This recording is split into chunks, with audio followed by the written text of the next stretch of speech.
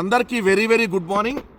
తెలుగు సమాజానికి ప్రమాదకరంగా తయారైనటువంటి ఆ రెండు ఉగ్రవాద దినపత్రికలుగా ఉన్నటువంటి రోతనాడు అలియాస్ ఈనాడు, రామోజీరావు కొడుకు నడుపుతా ఉన్నాడు. ఇప్పుడు రామోజీరావు చనిపోయిన తర్వాత రెండు బూతు జ్యోతి అలియాస్ ఆంధ్రజ్యోతి, అది బూతు కిట్టు అలియాస్ రాధాకృష్ణ నడుపుతా ఉన్నాడు.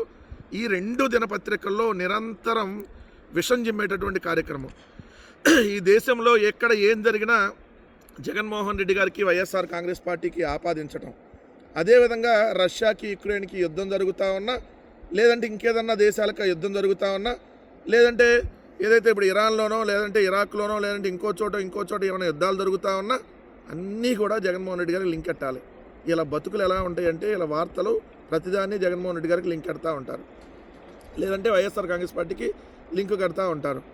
మొన్న కాకినాడ జిల్లా సామర్లకోట దగ్గర ఉన్నటువంటి వేట్లపాలెం అనేటటువంటి గ్రామంలో జరిగినటువంటి ఫైర్ యాక్సిడెంట్, ఏదైతే బాణసంచా తయారీ కేంద్రంలో జరిగినటువంటి ప్రమాదం, 22 మంది చనిపోయినటువంటి పరిస్థితి, దాన్ని కూడా వైఎస్ఆర్ కాంగ్రెస్ పార్టీకి అంటగట్టేటటువంటి ప్రయత్నాలు ఎలా చేశారో అనేది ఒక్కసారి ఈరోజు వాళ్ళు రాసినటువంటి వార్తలు, అదేవిధంగా అసలు వార్తల్ని కవర్ చేయకుండా ఏ విధంగా వాళ్ళు మసిబూసి మారేడుకాయ చేసేటటువంటి ప్రయత్నం చేశారు.